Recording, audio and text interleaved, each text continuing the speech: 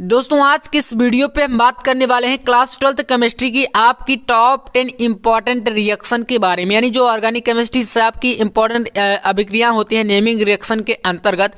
तो इस वीडियो में आपको यहाँ पर 10 ऐसी अभिक्रियाएं बताएंगे जिनको अगर आप तैयार कर लेते हैं तो बोर्ड एग्जाम में इससे आपकी बाहर एक भी रिएक्शन नहीं आएगी। यानी कि नेमिंग रिएक्शन आपको बता दें 5 नंबर के लिए बोर्ड एग्जाम में बनती है, जिसमें आपको यहाँ पर कोई 2 या 3 रिएक्शन पूछे जाएंगे, ठीक है ना, 2 से 3 रिएक्शन, जो कि पूरा इस प्रकार से रहेगा। तो चलिए वन शॉट वीडियो के माध्यम से हम लोग पूरी रिएक्शन को अच्छे से समझ लेते हैं। आपको वीडियो को पूरा अंत तक वॉच करना है और प्रत्येक रिएक्शन को, अगर आपकी इनमें से कोई भी अभिक्रिया अभी तक कंप्लीट नहीं है, उसको आप जरूर तैयार कर लीजिएगा, ठीक है। आंसर के साथ यहाँ पर हम बात करेंगे।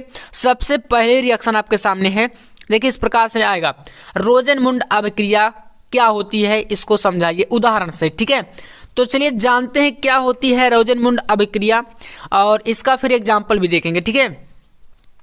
तो देखिए थ्योरी है, इस अभिक्रिया में एसिड क्लोराइड का PdBaSO4, PD यानी पैलेडियम, VaSO4 यानी बेरियम सल्फेट, ये क्या होगा, उत्प्रेरक का कार्य करेगा। याद रखिएगा उत्प्रेरक, है ना। उत्प्रेरक उबलती जाइलीन की उपस्थिति में हाइड्रोजन द्वारा आंशिक अपचयन करने से एल्डिहाइड प्राप्त करना रोजनमुंड अभिक्रिया कहलाती है। ये इसका देखिए क्या है, थ्योरी है। अगर आपको कोई प्रॉब्लम आ रही है तो आप स्क्रीनशॉट भी कर लीजिएगा।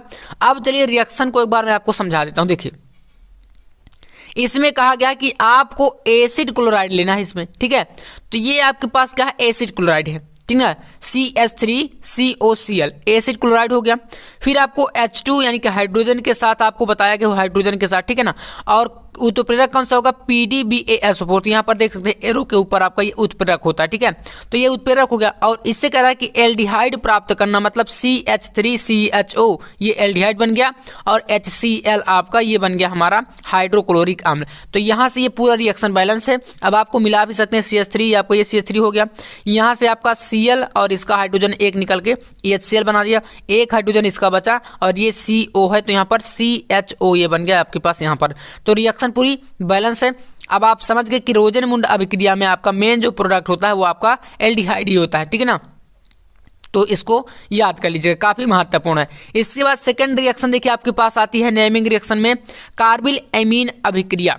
इसको चलिए जानते हैं क्या होती है आखिरकार कार्बिल एमीन अभिक्रिया। काफी ज्यादा इंपॉर्टेंट ये रिएक्शन है, ठीक है ना।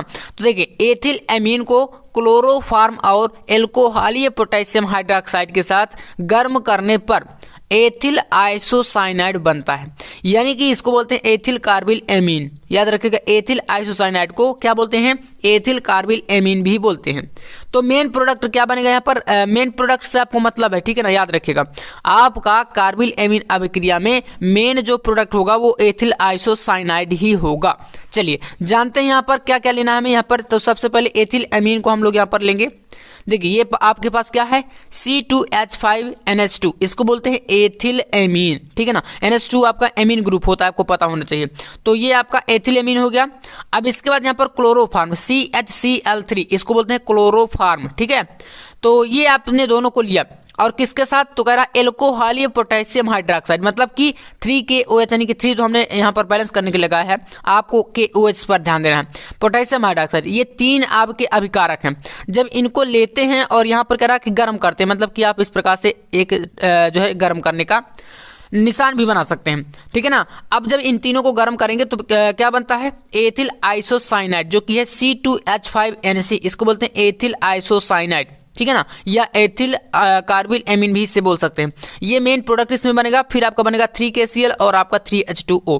ये 3 चीजें आपकी इस प्रकार से बनेगी। और रही बात रिएक्शन की, तो आप मिला लीजिएगा, पूरा आपका ये बैलेंस है। और ये 3, 4 जो भी नंबर होते हैं इनको बैलेंस करने के लिए, यानी अभिक्रिया को संतुलित करने के लिए लगाया जाता है, ठीक है। तो इसका स्क्रीनशॉट आप कर सकते हैं, पूरी आ रही है स्क्रीन में देख सकते हैं और आप कर लीजिएगा, काफी महत्वपूर्ण। चलिए देखिए नंबर 3 रिएक्शन आपके सामने है, सिम्ट अभिक्रिया। जितनी भी रिएक्शन बताऊंगा सारी की सारी मोस्ट इंपॉर्टेंट, पूरा फुल सोल्यूशन के साथ लेकर आया हूं, मतलब कि आपको कहीं भी इधर उधर भटकना नहीं पड़ेगा और इस वीडियो को देखने के बाद आप रिएक्शन से बिल्कुल एकदम छुट्टी कर देंगे। चलिए तो यहाँ पर है, यह प्राथमिक एमीन बनाने की विधि है। जो सिम्ट अभिक्रिया होती है इसमें प्राथमिक एमीन बनता है, प्राइमरी एमीन। तो कार्बोक्सिलिक अम्ल की अभिक्रिया हाइड्रोजोइक एसिड यानी कि N3H इसको बोलते हैं हाइड्रोजोइक एसिड N3H को के साथ सांद्र H2SO4 की उपस्थिति में 0 डिग्री सेल्सियस पर कराने पर मेथिल एमीन बनता है। तो मेथिल एमीन मतलब कि ये प्राथमिक एमीन है, ठीक है। तो यहां से चलिए देखते हैं क्या क्या यहां पर लेना है। सबसे पहले आपको कार्बोक्सिलिक अम्ल की अभिक्रिया करानी। तो हमारे पास ये क्या है, CH3COOH कार्बोक्सिलिक अम्ल है, ठीक है ना। अब इसकी क्रिया N3H मतलब कि हाइड्रोजोइक एसिड बताया गया, दोनों की कराएंगे सांद्र H2SO4 की उपस्थिति में, कहा है देख सकते हैं। और जब इसको कराएंगे तो यहाँ पर बनता क्या है, मेथिल एमीन यानी कि CH3NH2, ये क्या होगा, मेथिल एमीन हो गया। और नाइट्रोजन गैस और यहाँ पर कार्बोनेट, ये 3 चीजें बनती है। मेन प्रोडक्ट आपका मेथिल एमीन होगा क्योंकि ये एमीन के निर्माण की ही विधि है। चलिए अब जानते हैं नेक्स्ट रिएक्शन। अगला है विलियमसन संश्लेषण अभिक्रिया। देखिए इसमें क्या बनता है, ईथर बनता है, ईथर के निर्माण की विधि है। चलिए तो यहाँ पर एक किसी धातु एल्कोक्साइड को किसी एल्किल हाइलाइड के साथ गर्म करके ईथर प्राप्त करना विलियमसन संश्लेषण कहलाता है। बहुत ज्यादा इंपॉर्टेंट मेरे प्यारे दोस्तों, आपको ना ईथर के निर्माण की एक विधि पूछ जाती है तो उसको भी आपको यहाँ पर तैयार करना है, जो कि डाई एथिल ईथर की प्रयोगशाला विधि है। उसको मैं प्रयोगशाला विधियों का एक वीडियो स्पेशल तरीके से लाऊंगा, आपको टेंशन नहीं लेना, ठीक है ना, बस मेरे साथ आपको बने रहना। तो यहाँ पर देख सकते हैं ये दिया गया, कह रहा है कि किसी धातु एल्कोक्साइड मतलब कि हमने यहाँ पर ले लिया सोडियम एथॉक्साइड, इसको बोलेंगे सोडियम एथॉक्साइड, जिसे को फार्मूला दिया गया C2H5ONA, सोडियम एथॉक्साइड। अब सोडियम एथॉक्साइड की क्रिया एल्किल हाइलाइड मतलब कि यहाँ पर ये आपके पास देख सकते हैं C2H5I, यहाँ पर ये हाइलाइट ग्रुप आपका क्या है, I जुड़ा है। तो इसकी हम लोग दोनों को कराएंगे रिएक्शन और फिर आपका कह रहा है साथ गर्म करके। तो यहाँ पर देखिए इसको गर्म कर देंगे। जब गर्म करते हैं तो क्या बनता है, यहाँ पर ईथर प्राप्त होता है, जो कि दिख रहे हैं आप लोग C2H5O, ये O ग्रुप जुड़ गया तो मतलब ईथर का ग्रुप आ गया। और फिर C2H5O मतलब डाई एथिल ईथर हो गया, ठीक है ना। और यहाँ पर NaI, इसका I और यहाँ पर I जो Na है ये जुड़ के आपका सोडियम आयोडाइड बना दिया। तो मेन प्रोडक्ट ईथर बना यानी डाई एथिल ईथर। तो ये होता है विलियमसन संश्लेषण अभिक्रिया। देखिए बहुत ही इजी है और मैं आपको ऐसे बताऊंगा कि और भी आपको आसान लगेगा। चलिए नंबर 5 देखिए, 5वीं रिएक्शन है मेरे प्यारे दोस्तों, वुर्च फिटिंग अभिक्रिया।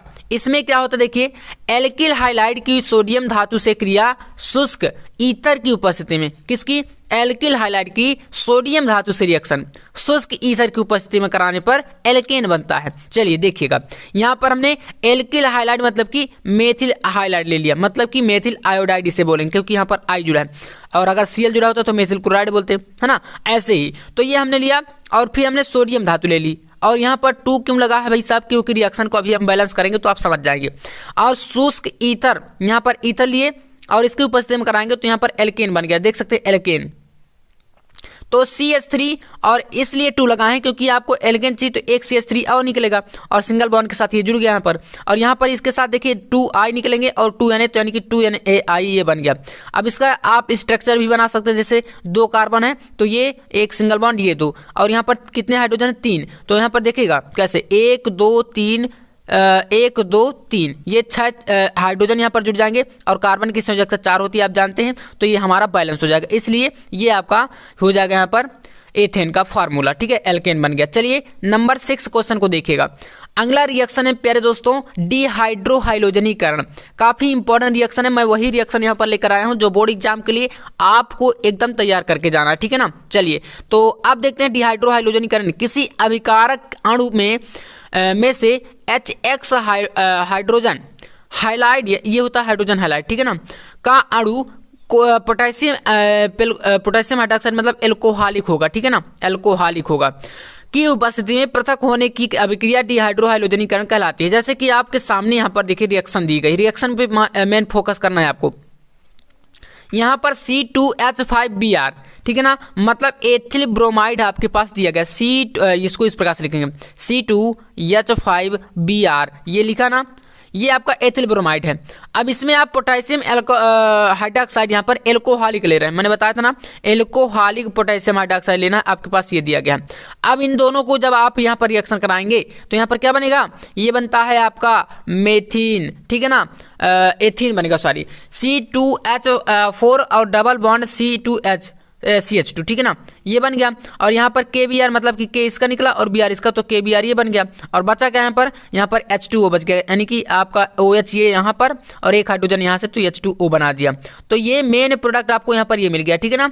तो इस प्रकार से आप इसको समझ लीजिएगा। अगर आप स्ट्रक्चर बनाना चाहें तो आप बना सकते हैं, जैसे कि 2 आपके यहाँ पर कार्बन है, तो ये 1 और ये 2 और 4 हाइड्रोजन है, तो यहाँ पर 1 आप इधर जोड़ दीजिए, 1 यहाँ पर और 1 यहाँ और 1 यहाँ, ठीक है। तो 4, लेकिन यहाँ पर कार्बन की संयोजकता आपको पता है कि 4 होती है, तो इसलिए बीच में डबल बॉन्ड लग जाएगा। तो यहाँ पर 2 इधर के और 2 ये, 4 ये हो गया। इसी प्रकार से यहाँ पर आप इनको भी देख सकते हैं, इधर का भी देख सकते हैं, देखिए 2 यहाँ पर और 2 यहाँ पर, तो ये पूरा 4 हो गया, ठीक है ना। ऐसे करके आपको यहाँ पर पूरा रिएक्शन को कराना। चलिए अगला रिएक्शन देखिए यहाँ पर दिया गया आपके सामने, कह रहा है इसमें कि आपको बताना है राइमर टीमैन अभिक्रिया के बारे में। कौन सी रिएक्शन है? राइमर टीमैन अभिक्रिया क्या होती है? देखिएगा, जब फिनाल की क्रिया जलीय के OH की उपस्थिति में क्लोरोफॉर्म से कराई जाती है तो सैलिस एल्डिहाइड प्राप्त होता है। ये होती है क्या? राइमर टीमैन अभिक्रिया। तो फिनाल की रिएक्शन देखिए कराते हैं, यहाँ पर रिएक्शन पे ध्यान दीजिएगा आप लोग, ठीक है। तो अब यहाँ पर क्या है, ये आपके पास देखिए फिनाल है, इसको बोलते हैं फिनाल, यानी कि बेंजीन ग्रुप बना के आप ऊपर OH जोड़ देंगे तो फिनाल हो जाता है। या तो आप डायरेक्ट इस प्रकार से फार्मूला भी लिख सकते हैं, कैसे? C6H5OH, ये होता है फिनाल, यहाँ पर H5। ये तो आप फार्मूला लिखिए या तो आप इस संरचना को बनाइए, संरचना काफी बेस्ट होता है। और इसके बाद आप क्लोरोफॉर्म CHCl3 क्लोरोफॉर्म और यहाँ पर 3NaOH, दोनों को यहाँ पर तीनों अभिकारक को लेकर इसमें देखिए ध्यान दीजिएगा, ये मैंने ऐसे ही फार्मूला लिखा है, इसको काट सकते हैं, या तो फार्मूला लिखिए या तो संरचना बनाइए, 2 में से कोई एक ही करना है आपको, ठीक है। तो इसको हटा दीजिए, तीनों को आप यहाँ पर लेके क्या कराएंगे? रिएक्शन कराएंगे, गर्म करेंगे। जब इसको गर्म करते हैं तो यहाँ से क्या बनता है? सैलिस एल्डिहाइड, जो कि आप देख पा रहे हैं बेंजीन ग्रुप आपका यहाँ से आया, रिएक्शन के पास यहाँ पर आ गया, OH आप पर जुड़ा है, OH जोड़ दिए। और इसके बाद जो आपका यहाँ पर CHO है, ठीक है ना, CHO, इसका OH और इसका CH, ठीक है ना, C ये निकल के यहाँ पर आया और यहाँ पर HCl एक निकलेगा तो आपका अलग हो जाएगा, और इसका NaCl आपका यहाँ पर आया तो ये NaCl आपका ये यहाँ पर आ गया, ठीक है ना। तो इस प्रकार से रिएक्शन पूरी क्या हो जाएगी? बैलेंस हो जाएगी। ऐसे करके आप इसको समझ लीजिएगा, राइमर टीमैन अभिक्रिया काफी इंपॉर्टेंट है। इसके बाद देखिए नंबर 8 क्वेश्चन है फ्रीडल क्राफ्ट अभिक्रिया।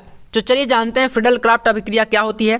देखिए, जब बेंजीन और किसी एल्किल या एसिल हाइलाइट को निर्जल AlCl3 उत्प्रेरक की उपस्थिति में अभिकृत करते हैं तो बेंजीन नाभिक का हाइड्रोजन परमाणु एल्किल या एसिल मूलक द्वारा प्रतिस्थापित हो जाता है। देखिए बहुत ही इजी है, आपको ये थ्योरी समझ नहीं आ रही कोई दिक्कत नहीं, लेकिन जो चीज़ अब मैं आपको बताने वाला हूँ वो ध्यान दीजिएगा। इसमें रिएक्शन देखिए, आपको लेना है बेंजीन, क्या लिए हम लोग? C6H6 से क्या होता है? बेंजीन होता है। बेंजीन के साथ आपको लेना है CH3Cl, मतलब कि यहाँ पर मेथिल क्लोराइड, जैसे कि आपके सामने यहाँ पर बताया गया था, कोई एल्किल या एसिल हाइलाइड ले सकते हैं। तो एल्किल हाइलाइड हमने लिया यहाँ पर, और हाइलाइड इसलिए क्योंकि यहाँ पर Cl जुड़ा है।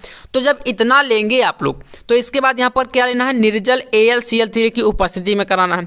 तो इससे क्या बनता है? टालुइन बनता है। जैसे यहाँ पर C6H5 बनेगा और इसका CH3 निकल के टालुइन बना देगा, इसको बोलते हैं टालुइन। और यहाँ पर इसका एक हाइड्रोजन और ये Cl निकल के HCl बना देगा, इसको बोलेंगे यहाँ पर हम लोग इस प्रकार से रिएक्शन को फ्रीडल क्राफ्ट अभिक्रिया, ठीक है। तो स्क्रीनशॉट करते जाएगा अगर दिक्कत आपको आए कहीं पर भी। और इसके बाद देखिए नंबर 9 क्वेश्चन को।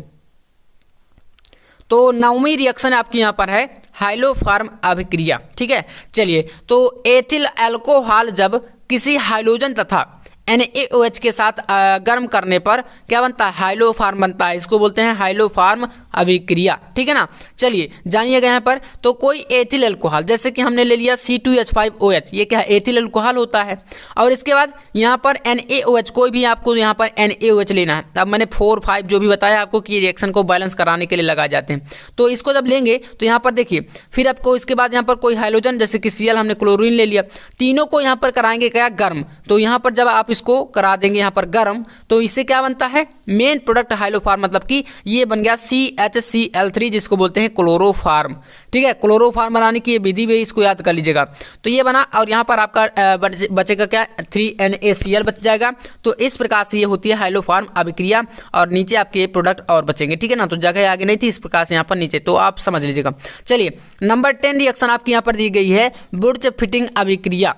चलिए इसको देखिएगा, एल्किल हाइलाइड का एथिल हाइलाइड से शुष्क ईथर में सोडियम की उपस्थिति में संयोग करके एरोमेटिक हाइड्रोकार्बन प्राप्त करने की अभिक्रिया वुर्ज फिटिंग अभिक्रिया कहलाती है। ठीक है ना, क्लियर है। चलिए रिएक्शन को देखिए, इसमें कह रहा है कि आपको कोई जो है एक एल्किल या एथिल हाइलाइड लेना है। जैसे हमने यहाँ पर बेंजीन के ग्रुप में क्या जोड़ दिया, आई जोड़ दिया, तो ये हमने लिया। फिर इसके बाद आपको एल्किल हाइलाइड के तौर पर यहाँ पर CH3I ले लिए, है ना, मेथिल आयोडाइड।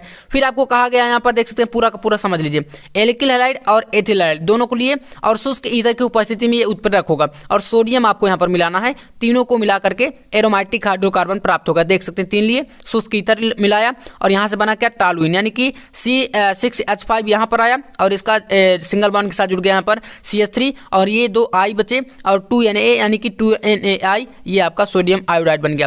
तो रिएक्शन पूरी बैलेंस है। आई होप आप लोग ये 10 रिएक्शन को अच्छे तरीके से तैयार कर लिए होंगे। काफी सारे स्टूडेंट का ये पूरा तैयार भी होगा। तो वीडियो पसंद आए लाइक कर दीजिएगा, चैनल पर नए तो सब्सक्राइब जरूर कर लीजिएगा ताकि आने वाले ऐसे ही वीडियो आपसे मिस बिल्कुल ना हो। ठीक है, तो चलिए मिलते हैं नेक्स्ट वीडियो में नेक्स्ट टॉपिक के साथ। तब तक के लिए जय हिंद, वंदे मातरम।